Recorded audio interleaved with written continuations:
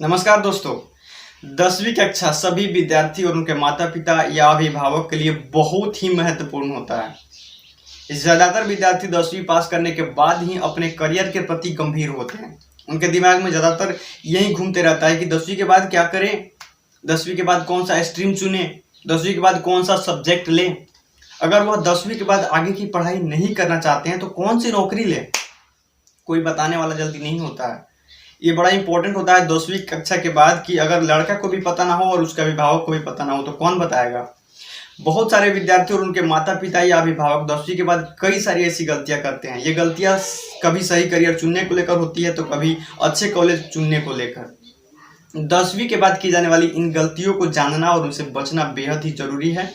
अगर आप 10वीं कक्षा के विद्यार्थियों से पूछे कि 10वीं के बाद क्या करना है तो उनसे ज़्यादातर बोलेंगे कि हमें 12th करनी है। 10वीं के बाद इंटर करना एक यकीनन अच्छा फैसला है, लेकिन इसके साथ ही कई सारे ऐसे ऑप्शंस होते हैं जो मैं आज की इस वीडियो में बताऊंगा। वीडियो अगर लंबी भी हो जाए तो पूरा देख लेना, क्योंकि ये आपके लिए और आपके परिवार में जो भी पढ़ाई करने वाले हैं उसके लिए बड़ा ही इंपॉर्टेंट वीडियो है। तो वीडियो को पूरा देखोगे तो आपको बहुत सारी जानकारी मिलेगी। कोई विद्यार्थी अगर किसी कारणवश पैसे या समय की दिक्कत इंटर नहीं करना चाहता है या नहीं कर पा रहा है तो क्या उसके लिए कोई रास्ता है?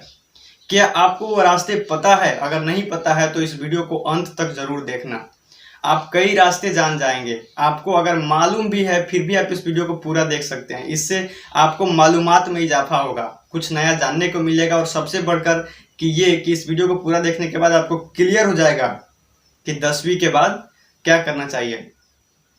विज्ञान से इंटर में साइंस लेकर पढ़ने को बहुत अहम माना जाता है। ज़्यादातर विद्यार्थी भी साइंस को ही पसंद करते हैं। विद्यार्थी से ज़्यादा उनके माता पिता अभिभावक चाहते हैं कि उनका जो बच्चा है वो साइंस से इंटर करे। साइंस से इंटर करने का एक बहुत बड़ा फायदा ये होता है कि आप चाहे तो स्नातक मीन्स की ग्रेजुएशन में अपना स्ट्रीम बदल सकते हैं। जैसे आपने इंटर साइंस स्ट्रीम से किया, ओके, लेकिन आप चाहते हैं कि ग्रेजुएशन आप आर्ट्स या कॉमर्स से करें तो ऐसा आप आसानी से कर सकते हैं। साइंस के अलावा किसी और स्ट्रीम में ये सुविधा उपलब्ध नहीं है। तो आप चाहें तो 10th के बाद साइंस जरूर ले सकते हैं अगर आप पढ़ने के इच्छुक हैं तो। इंटर में साइंस लेकर पढ़ने से कई सारे अच्छे करियर के दरवाजे खुलते हैं जिनमें पैसा और इज्जत दोनों खूब मिलती है। ये कुछ प्रमुख करियर मैं आपको अभी बता देता हूँ ताकि आपको आगे परेशानी ना हो। डॉक्टर, इंजीनियर, IT शोध मीन्स की research, aviation, merchant navy, forensic science, ethical hacking. आपका सपना अगर डॉक्टर या इंजीनियर बनना है तो आप ज़्यादा ये ना सोचें कि 10वीं के बाद क्या करें, बल्कि इंटर में आप आसानी से साइंस ले लें और आगे की पढ़ाई शुरू कर दें। अच्छा, साइंस भी दो भागों में बटा हुआ है। एक तो होता है मेडिकल जो PCB हम लोग बोलते हैं, फिजिक्स केमिस्ट्री एंड बायोलॉजी, और दूसरा है नॉन मेडिकल मीन्स की PCM जिसमें फिजिक्स केमिस्ट्री एंड मैथ्स होते हैं। ओके, फिजिक्स और केमिस्ट्री दोनों में कॉमन है। नॉन मेडिकल में फिजिक्स और केमिस्ट्री के साथ गणित पढ़ना होता है मीन्स की मैथमेटिक्स पढ़ना होता है, जबकि मेडिकल जो PCB हम लोग बोलते हैं, फिजिक्स केमिस्ट्री एंड बायोलॉजी, में फिजिक्स और केमिस्ट्री के साथ आपको जीव विज्ञान पढ़ना होता है। बायोलॉजी समझ रहे हो, हिंदी इंग्लिश दोनों बोल रहा हूँ मैं। आप मेडिकल जो PCB में बात कर रहा हूँ उसमें फिजिक्स केमिस्ट्री और बायोलॉजी के साथ साथ मैथमेटिक्स भी पढ़ सकते हैं। ऐसा नहीं है कि आप नहीं पढ़ सकते हैं, आप ऑप्शनल करियर ले सकते हैं। मेडिकल और नॉन मेडिकल दोनों के साथ अंग्रेजी अनिवार्य भाषा के तौर पर यूज होता है। इन सब के अलावा आपको एक ऐच्छिक विषय मीन्स की आपको ऑप्शनल सब्जेक्ट भी चुनना होता है। ऑप्शनल सब्जेक्ट में हिंदी, उर्दू, कंप्यूटर साइंस आदि होते हैं। ये ऑप्शनल सब्जेक्ट अलग अलग बोर्ड के अनुसार अलग अलग भी हो सकती है, तो आपको अपने इच्छा के अनुसार ऑप्शनल सब्जेक्ट चुन सकते हैं। अगर आप एडवांस मैथ पढ़ना चाहते हो तो आप एडवांस मैथ चूज कर सकते हैं। अगर आप उर्दू पढ़ना चाहते हैं तो उर्दू चूज कर सकते हैं। ओके, अगर आप कॉमर्स से इंटर करना चाहते हैं तो भी बता देता हूँ आपको कि साइंस के बाद सबसे मशहूर स्ट्रीम कॉमर्स ही है। आपका अगर व्यापार मीन्स की बिजनेस वाला माइंडसेट है, आपको हिसाब किताब मीन्स की अकाउंटिंग करने में मजा आता है, अर्थशास्त्र, इकोनॉमिक्स आदि पढ़ने में मन लगता है तो ये स्ट्रीम आपके लिए उपयुक्त रहेगा। कॉमर्स से इंटर करने के बाद कुछ ऐसे कोर्स होते हैं जो बेहतरीन कोर्स हैं, उसमें लोग पैसे भी कमाते हैं, बेहतर करते हैं। लेकिन पैसे कब कमाते हैं? जब 12th करने के बाद फिर से वो ग्रेजुएशन करते हैं तब। लेकिन आप उस समय भी कॉमर्स चूज करेंगे तभी तो आगे की उसकी पढ़ाई कर पाएंगे। जैसे अकाउंटेंट होता है, कंपनी सेक्रेटरी होता है, MBA होता है, फाइनेंशियल प्लानर होता है, मैनेजमेंट होता है, अकाउंटिंग होता है, चार्टर्ड अकाउंटेंट मीन्स की CA होता है, एक्चुअरीज होता है। इंटर में कॉमर्स लेकर पढ़ने वाले विद्यार्थी ग्रेजुएशन में अपना स्ट्रीम कॉमर्स से आर्ट्स में बदल सकते हैं, लेकिन वो साइंस स्ट्रीम नहीं ले सकते।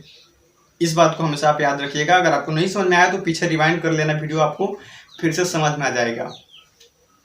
आपसे अगर कोई पूछे कि सीए बनने के लिए 10वीं के बाद क्या करें, तो आप उसे बताएं कि आपके लिए इंटर कॉमर्स से करना बेहतर होगा। मैंने बताया ना कि अगर आपको आगे चल के सीए की पढ़ाई करनी हो तो आपको इंटर में तो कॉमर्स जरूरी है कि नहीं है। ऐसा नहीं कि साइंस ले लो आप बाद में चाहो कि आप सीए कर ले तो आप नहीं कर पाएंगे।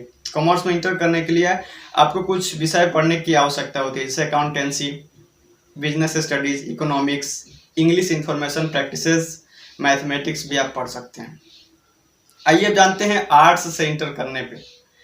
आर्ट्स को लेकर कुछ लोगों में ये धारणा है कि जो विद्यार्थी पढ़ने में कमजोर होता है, जिनके अंक मीन्स की जो मार्क्स कम आते हैं, वही विद्यार्थी आर्ट्स लेकर पढ़ते हैं।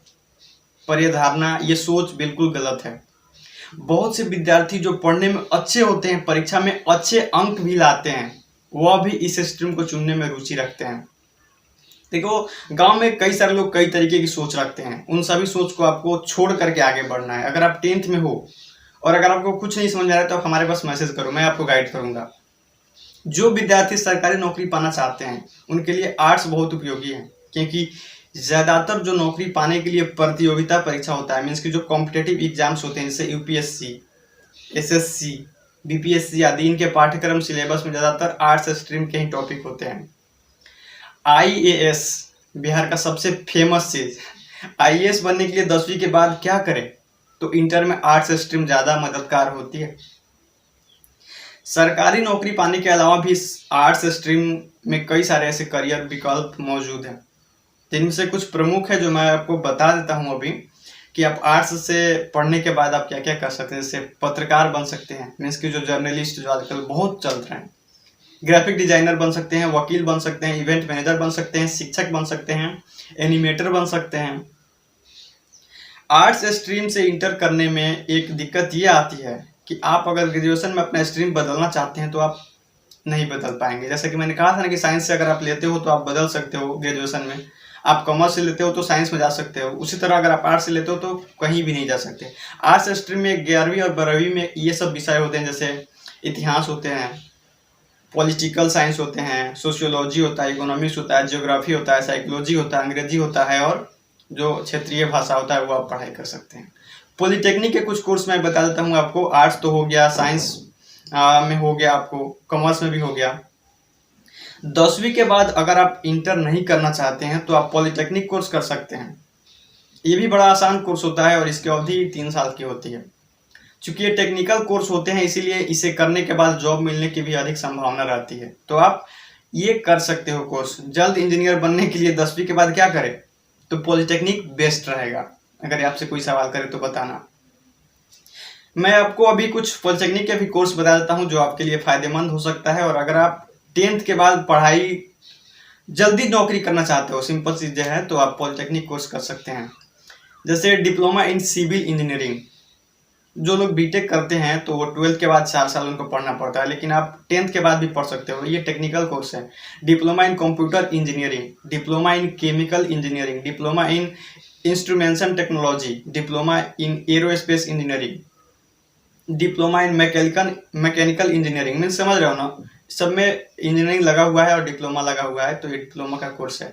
इलेक्ट्रिकल इंजीनियरिंग भी होता है। इस तरह की कई सारे ऐसे कोर्सेस हैं जो आप कर सकते हो आसानी से, और इससे पढ़ाई करने के बाद आपकी नौकरी भी मिल जाती है। बहुत सारे ऐसे लोग हैं जो जॉब कर रहे हैं और बहुत सारे ऐसे लोग हैं जो अभी भी घूम रहे हैं, तो अपनी अपनी काबिलियत होती है। ओके, तो डिप्लोमा इन ऑटोमोबाइल सेक्टर में जा सकते हो, डिप्लोमा इन बायोटेक्नोलॉजी इंजीनियरिंग कर सकते हो, diploma in electronics and communication engineering बन सकते हो।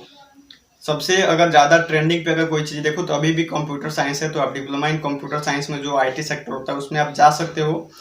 तो मेरा मानना है कि पॉलिटेक्निक कोर्स करने के बाद अगर आप और आगे पढ़ना चाहते हैं तो आप बीटेक भी कर सकते हैं। पॉलिटेक्निक कोर्स करने के बाद आपको लैटरल एंट्री मिल जाती है, सीधे बीटेक के 2nd ईयर में आपको एडमिशन मिलेगा। ये सुविधा आईआईटी में नहीं है, इसको आप ध्यान रखिएगा। अगर आप 10th के बाद पॉलिटेक्निक कर लिए तो उसके बाद आप आईआईटी में नहीं जा सकते हैं, आप सिंपल किसी अन्य कॉलेज में एडमिशन ले सकते हैं, वो भी डायरेक्ट 2nd ईयर में। लैटरल एंट्री आपको आसानी से मिल जाएगी। अच्छा, आईआईटी से बीटेक करने के लिए पॉलिटेक्निक कोर्स करने के बाद आपको जेई मेन और जेई एडवांस अच्छे रैंक के साथ पास करना होगा अगर आप आईआईटी में जाना चाहते हैं तो। समझ रहे हो? आईआईटी में लेटरल एंट्री की सुविधा नहीं होती है, इस बात को आप हमेशा याद रखना। पॉलिटेक्निक कोर्स करने के बावजूद भी आपको बीटेक के फर्स्ट ईयर में ही एडमिशन मिलेगा। मीन्स कि अगर आप 3 साल की कोर्स पढ़ाई करके गए भी हो पॉलिटेक्निक का, फिर भी आपको बीटेक के फर्स्ट ईयर में ही एडमिशन मिलेगा, सेकेंड ईयर में नहीं मिल सकता है। सिर्फ आईआईटी में मैं बात कर रहा हूँ। ओके, अच्छा, कुछ आईटीआई के कोर्स मैं बता देता हूँ आपको। 10वीं के बाद अगर तुरंत जॉब पाना चाहते हैं तो आईटीआई कोर्स कर सकते हैं। आईटीआई कोर्स की अवधि 1 से 3 साल तक की होती है। 3 साल का सिर्फ एक ही कोर्स है, बाकी कोर्स 1 साल से 2 साल का ही है। आईटी का फुल फॉर्म होता है इंडस्ट्रियल ट्रेनिंग इंस्टीट्यूट्स। ओके, सो आईटीआई कोर्स करने वाले विद्यार्थियों को ट्रेनिंग कहा जाता है, ट्रेनी, TRAINEE। ओके, ये कुछ मैं प्रमुख कोर्स बता देता हूँ आपको, जिससे आपको थोड़ी आसानी से समझ में आने लगे सारी चीजें, तो आप इसको आप देख सकते हो। पंप ऑपरेटर 1 साल, फीटर इंजीनियरिंग 2 साल का होता है, tool and die maker engineering 3 साल का होता है, मैन्युफैक्चर फुटवियर जो होता है 1 साल का होता है, रेफ्रिजरेशन इंजीनियरिंग 1 साल का होता है, फ्रूट एंड वेजिटेबल प्रोसेसिंग जो होता है 1 साल का होता है, इलेक्ट्रिकल इंजीनियरिंग जो होता है वो 1 साल का होता है। एक सच्चाई बताता हूँ आपको, कई सारे ऐसे बच्चे होते हैं जो 10th के बाद पढ़ाई नहीं करना चाहते हैं। वो घर से जो पैसे की कमी की वजह से हो या पता नहीं अपनी सोच की वजह से हो, लेकिन वो ज़्यादातर टाइम पे चाहते हैं कि 10th के बाद जल्दी से हमें कोई जॉब मिल जाए। चाहे बहुत सारे ऐसे बच्चे हैं हमारे गाँव के ही जो अभी ज़्यादातर प्रेफर करते हैं बाहर जाके कमाई करना। अगर कुछ उन लोगों की हम बात छोड़ दें तो अगर कुछ प्रमुख कोर्सेज जैसे पैरामेडिकल कोर्स आप कर सकते हैं। अगर आपका सपना अगर हेल्थ केयर सेक्टर में जाना है तो 10वीं के बाद हेल्थ केयर सेक्टर में जाने का ये बहुत ही आसान रास्ता है, पैरामेडिकल कोर्स। उन मेडिकल कोर्स में से एक है जिसे आप बिना नीट क्वालिफाई करके जा सकते हैं। अभी कोरोना वायरस के कारण हेल्थ केयर सेक्टर में डॉक्टर से लेकर एक्सरे असिस्टेंट तक की डिमांड बढ़ी है, पता है ना आपको। ऐसे में मेडिकल फील्ड में अपना करियर बनाना एक अच्छा निर्णय हो सकता है। और सर्टिफिकेट कोर्स भी होता है, डिप्लोमा कोर्स भी होता है। तो सर्टिफिकेट कोर्स बहुत ही कम अवधि का होता है, इसकी अवधि 3 महीने से लेकर 1 साल तक की भी होती है। ओके, डिप्लोमा कोर्स की अवधि 1 साल से 2 साल तक की होती है। तो ये सब भी आप कर सकते हो। जैसे कि मैंने बताया पैरामेडिकल कोर्स, इसके बारे में और जानकारी अगर आपको चाहिए तो आप कमेंट करना, मैं आपको वीडियो बना के पूरी बता दूंगा। अगर आप हेल्थ केयर सेक्टर में जाना चाहते हैं तो आप सोच रहे हैं कि 10वीं के बाद क्या करें, तो आप पैरामेडिकल कोर्स कर सकते हैं। कुछ पैरामेडिकल कोर्स है जो मैं आपको अभी बता देता हूं, जिसके बाद अगर आप 10th में हैं, अगर आप 10th पास आउट कर चुके हैं तो आप इस कोर्स को कर सकते हैं। जैसे certificate in medical lab technology जो 6 से 12 महीने में आप कंप्लीट कर सकते हैं, ठीक है। डिप्लोमा इन एक्सरे टेक्नोलॉजी जो 2 साल में आप कंप्लीट कर सकते हैं। उसके बाद आता है MRI टेक्नीशियन जो 3 से 12 महीने में आपको सर्टिफिकेट मिल जाएगा। डिप्लोमा इन डायलिसिस टेक्निक जो 2 साल में आपको कंप्लीट हो जाएंगे। उसके बाद आता है डिप्लोमा इन ECG टेक्नोलॉजी जो 2 साल में आपको कंप्लीट हो जाते हैं। उसके बाद आता है diploma in medical record technology, ये भी 2 साल में आपको कंप्लीट हो जाता है। तो कई सारे ऐसे कोर्सेज हैं जो 2-2 साल में, कोई 3 से 12 महीना में, कोई 1 साल में कंप्लीट हो जाते हैं अगर आप इसको मन लगा के पढ़ते हैं तो। और भी कोर्सेज है जैसे diploma in rural health care, ये 1 साल का कोर्स होता है। इसके बाद भी है diploma in nursing care assistant जो 1 से 2 साल में कंप्लीट हो जाते हैं। और ये सब कुछ प्रमुख पैरामेडिकल कोर्स हैं। शॉर्ट टर्म भी कोर्स होता है। विद्यार्थी आजकल क्या करता है कि अपने अंदर नए नए हुनर, स्किल को विकसित करने के लिए ज़्यादा उत्सुक रहते हैं, समझ रहे हो। 10वीं के बाद आप शॉर्ट टर्म कोर्स करके नए नए हुनर सीख सकते हैं और उसके लिए सत्यापन के लिए सर्टिफिकेट प्राप्त कर सकते हैं। अच्छा, 10वीं के बाद कुछ शॉर्ट टर्म कोर्स भी होते हैं, मैं आपको बता देता हूँ। सर्टिफिकेट कोर्स और डिप्लोमा कोर्स जो है उसके बारे में मैं बता देता हूँ। सो सर्टिफिकेट इन पोल्ट्री फार्म होता है, ग्राफिक डिजाइनिंग होता है, इवेंट मैनेजमेंट होता है, SEO एनालिस्ट होता है, डिजिटल मार्केटिंग होता है, साइबर सिक्योरिटी होता है, होटल मैनेजमेंट होता है, सर्टिफिकेट प्रोग्राम इन MS होता है, ऑफिस। ये कुछ शॉर्ट टर्म कोर्सेज थे जिसको आप आसानी से कर सकते हैं 10th के बाद में। अब सबसे अंतिम पड़ाव पे हम आ चुके हैं और वो है जॉब, कि अगर आप 10th के बाद जॉब करना चाहते हैं तो आपके लिए क्या सही रहेगा। आपको 10वीं के बाद भी प्राइवेट नौकरी और सरकारी नौकरी दोनों मिल सकती है। और कंपटीशन के दौर में अगर देखें तो 10वीं ज़्यादा पढ़ाई नहीं है, तो आपको छोटी मोटी नौकरी ही मिलेगी। इस बात को आप मान लीजिए, यही सच्चाई है। प्राइवेट सेक्टर में आपको क्लर्क, डाटा एंट्री ऑपरेटर आदि का जॉब मिल सकता है, लेकिन प्राइवेट सेक्टर में आपकी जॉब सिक्योरिटी नहीं रहती है। तो अगर आप 10th के बाद जॉब करना चाहते हैं तो आप कंफर्म हो कि ये ना बैठिएगा कि आपका जॉब जो होगा वो परमानेंट होगा, कभी भी निकाला जा सकता है, क्योंकि आपकी जो एजुकेशन लेवल है वो बहुत ही कम है। सरकारी नौकरी में जॉब सिक्योरिटी भी रहती है, वेतन भी अच्छा मिलता है और कुछ नौकरी में रिटायरमेंट के बाद पेंशन भी मिलता है। इसीलिए प्राइवेट के बजाय सरकारी नौकरी की ओर जाना आपका एक अच्छा फैसला हो सकता है। कुछ सरकारी नौकरी मैं बता देता हूँ जो बहुत ही फेमस है, जो 10वीं के बाद आप जा सकते हैं। कई लोगों को नहीं पता होगा, वो चीज़ें आप लिख भी सकते हैं कॉपी में कि क्या क्या नौकरी होती है, जिसे मैं आपको बोल के बता देता हूँ। Okay, Indian army, Indian navy, Indian air force, BSF, Indian railway, post office. ये कुछ नौकरियां थी जो सरकारी नौकरी है और इसमें आप जा सकते हैं। मेरे विचार से 10वीं के बाद पढ़ाई छोड़कर नौकरी करना बेहतर नहीं होगा, क्योंकि 10वीं तक आपकी उम्र भी ज़्यादा नहीं होती है और 10वीं के आधार पर जॉब ज़्यादा अच्छी नहीं मिलेगी, खासकर प्राइवेट सेक्टर में। तो आप ये प्रेफर करें कि अगर आप पढ़ाई कर सकते हैं 10वीं के बाद, ज़रूर आप आगे थोड़ी सी पढ़ाई करें। हो सके तो 12th तक तो ज़रूर पढ़ाई कर लें, क्योंकि ये आपकी बेसिक नीड होती है। ये वीडियो काफ़ी लंबा हो गया, मैं और कुछ बोलना चाहता हूँ लेकिन इजाज़त नहीं है, क्योंकि वीडियो इतनी लंबा होने के बावजूद भी अगर आप अंतिम पड़ाव तक आप देख रहे हैं तो आपका बहुत बहुत धन्यवाद। अगर आपको कुछ सीखने को मिला तो ज़रूर अपने उस दोस्तों को शेयर करिएगा जो बड़ा ही कंफ्यूज रहते हैं अपने करियर को लेकर के कि 10th के बाद क्या करना चाहिए, 12th के बाद क्या करना चाहिए। वो भी मैं वीडियो अपलोड कर चुका हूं, अगर आप चाहें तो उस वीडियो को जा करके पूरा देख सकते हैं। उसमें आपको बहुत चीज़ें सीखने को मिलेगी जो इसके बाद आपको गाइड करेगा। तो बहुत बहुत धन्यवाद आपका अंत तक वीडियो को देखने के लिए। मिलते हैं आपसे किसी और अन्य वीडियो में, दीजिए इजाज़त। जय हिंद और प्यार बनाए रखिए।